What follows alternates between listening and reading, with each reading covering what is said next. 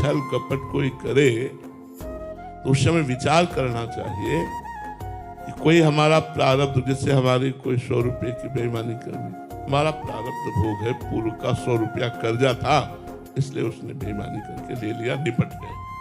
हमको किसी ने गाली दे दिया, हमारा प्रारब्ध था, गाली सुनकर जो हृदय में जलन हुई, हमारा पाप नष्ट हो गया, निपट गए। हमको ऐसे विचार करना है। किसी के गले में कैंसर, जैसे रामकृष्ण परमहंस जी के गले में कैंसर था, बड़े बड़े संतों के शरीरों में देखा गया। उसका कारण है कि अनंत जन्मों का काम खत्म होने वाला है, अब वो जन्म मरण से मुक्त होने वाले हैं। इसलिए सब कर्मों को, संचित कर्मों को भगवान ने भस्म कर दिया। नए कर्म जो हैं वो निष्फल हो गए, प्रारब्ध को भोगवा दिया और वो भगवत प्राप्त हो गए। नाम जब निरंतर अभ्यास करो, उठते बैठते चलते फिरते, बहुत जल्दी भक्ति की पूर्णता हो जाएगी। बहुत जल्दी भगवान की रूप माधुरी में मन लगने लगेगा, भगवान की कथा प्राण प्यारी हो जाएगी, भगवान के भक्त प्राण प्यारे हो जाएंगे, भक्तों के चरित्र प्राण प्यारे लगने लगेंगे।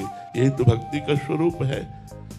अहंकार का नाश करने के लिए संतों का संग करो, शास्त्रों का स्वाध्याय करो, अधर्माचरण का त्याग करो और धर्ममय आचरण करो, और उन आचरणों के भी कर्ता भाव को भगवान के चरणों में समर्पित कर दो, तो अहंकार नष्ट हो जाएगा। अहंकार यही जन्म मरण का हेतु है, ये विविध कर्मों को कराने वाला, शुभ अशुभ कर्मों को कराने वाला और नाना प्रकार के भोगों का भोगने वाला।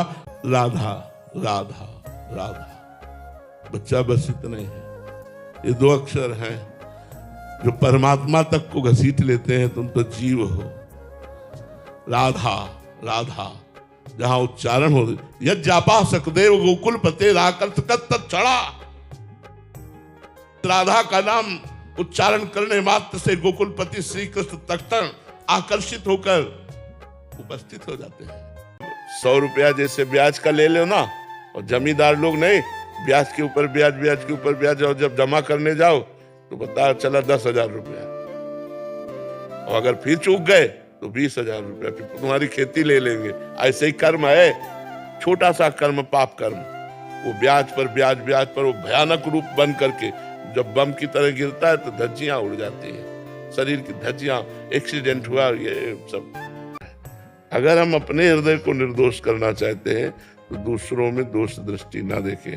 अगर हमें दोष दृष्टि दिखाई देती है तो तत्काल हम उसको प्रणाम करें। भगवान, आप इसके भी हृदय में विराजमान हो। मेरे अंदर जो दोष दृष्टि देखने की प्रवृत्ति है, नाथ, इसको नष्ट कर दो। आप बच जाओगे, आप आगे बढ़ जाओगे। ये पक्की बात समझ लीजिए कि जिसको आप सहयोग करेंगी, अधिक से अधिक जिसको आप प्यार देंगी, सम्मान देंगी, दुलार करेंगी, वही ऐसा आचरण करेगा कि आपका हृदय जलेगा। अगर आप सम्मान और इज्जत चाहती हैं तो परमार्थ पे फिर चलना बड़ा कठिन हो जाएगा, क्योंकि संसार प्रतिकूल व्यवहार करता है। हमको हंस के प्रतिकूलता को टाल करके आगे बढ़ना है।